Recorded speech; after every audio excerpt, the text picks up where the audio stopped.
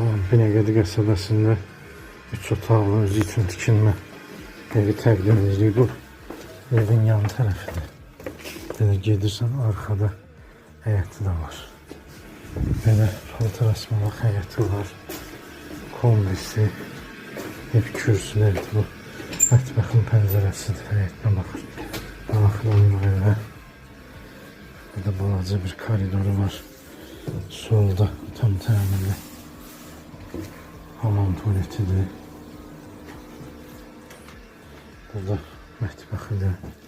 Mətbəxdə stol qoyub rahat çörək yemək də olur. Geri yaşı evdir. Pəncərəsi də həyətə baxır. Sonra daxil oluruq. Burası zalıdır. Böyle bir zalı var.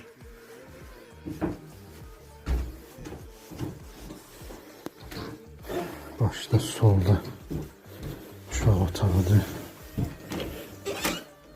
Bir de aboyu yoktu.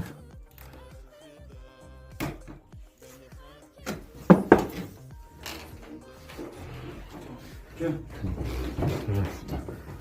Daxil olarak burada bir yatak otağıdır. Böyle.